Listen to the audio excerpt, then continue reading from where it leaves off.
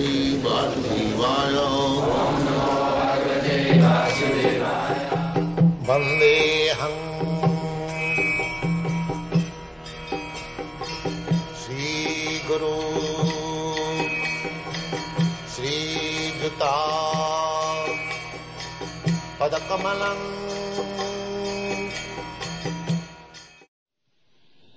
So there is no question of Arjuna's considering whether he would fight or not.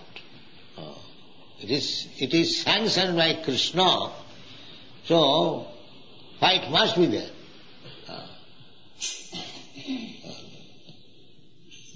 That's like when we are walking, the question was raised, why what takes place? That is not a very difficult subject to understand. Because every one of us has got a fighting spirit. Even children fight, cats and dogs fight, birds fight, ants fight, we have seen it. So why not human being? The fighting spirit is there. That is one of the symptoms of living condition. Fight. So when that fighting should take place? Of course, at the present moment, by the ambitious politicians, they fight. But fighting, according to Vedic civilization, fighting means dharma juddha, on religious principle. Not by whims of political ideas, ism. That's why now fighting is going on two political groups, the communist and the capitalist. They are trying to avoid only fight, but the fighting is going on. As soon as America is in some field, immediately Russia is also there.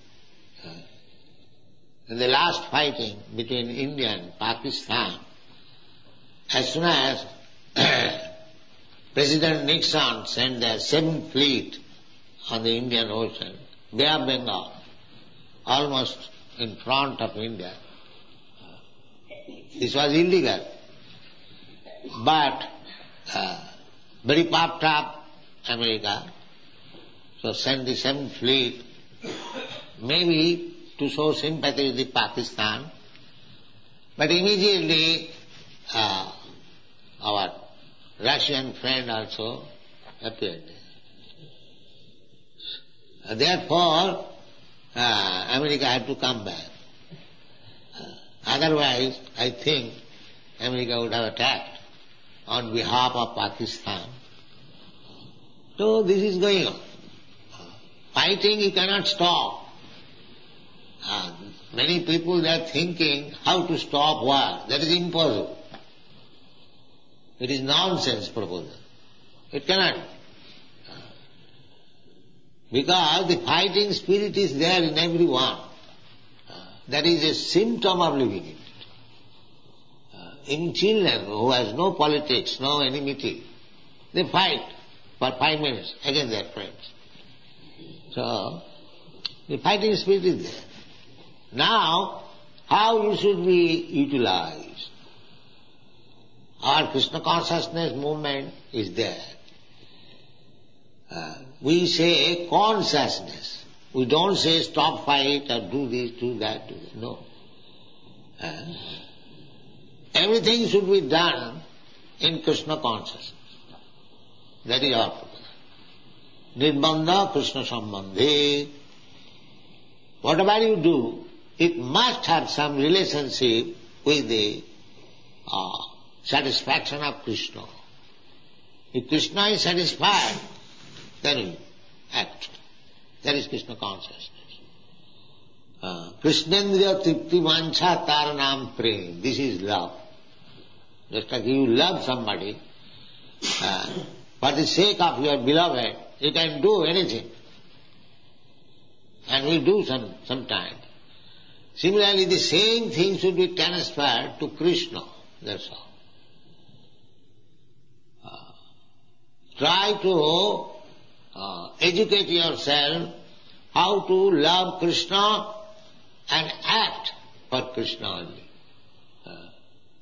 This is the perfection of life. Sabai pumsang paro dharma jato bhakti radho khaji. Bhakti means service. Bhaja sevayam, the bhaja dhatu. It is used for the purpose of rendering service. Bhaja. And bhaja, there is Sanskrit grammar, it's ti pratyaya. To make it noun, this is verb. So there are pratyayas, krit pratyaya, ti pratyaya, many pratyayas. So bhajadhatu ti equal to bhakti. So bhakti means to satisfy Krishna. Bhakti cannot be applied to anyone else. If somebody says that I am a great devotee of Kali, goddess Kali, that is not bhakti, that is business. Because any demigod you worship, there is some purpose behind that. Generally, people take to become a devotee of goddess Kali for eating meat. That is their purpose. The Vedic culture, those who are meat eaters, they have been advised that don't eat meat purchased from the slaughterhouse or from the market. Actually, this system was never current anywhere, all over the world, that to maintain slaughterhouse. This is latest invention. We talk sometimes with Christian gentlemen, and when we inquire, the Lord Christ says, "Thou shalt not kill." Why you are killing? They give evidence that Christ also ate meat sometimes.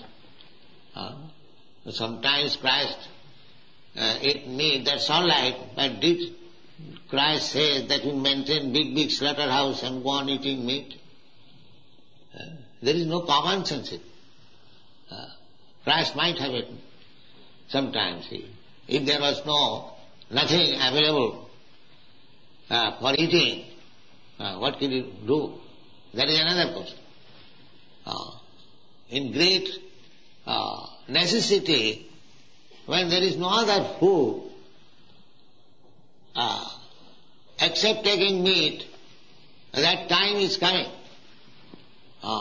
In this age, Kali Yuga, gradually food grains will be reduced. It is stated in the Srimad Bhagavatam, 12th canto.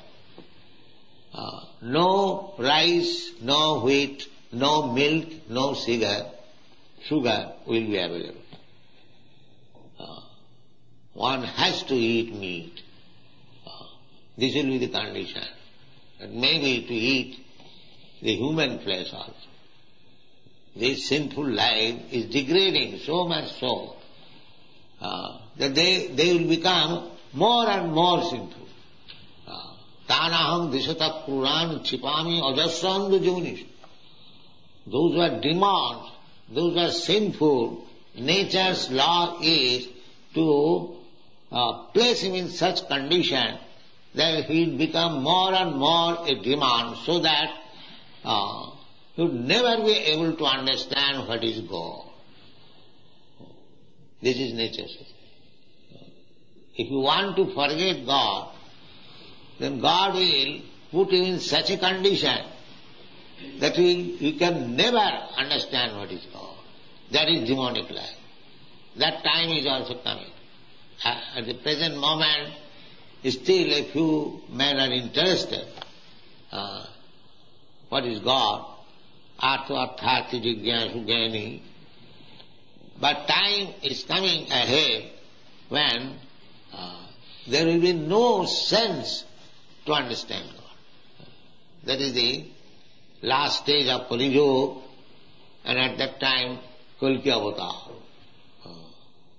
Kalki Avatar will come. At that time there is no preaching of God consciousness, simply killing. Kalki Avatar with his sword will simply massacre. Then again Satyajug will come. Again golden age will come.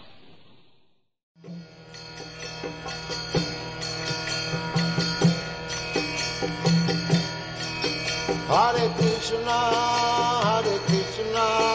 Krishna Krishna,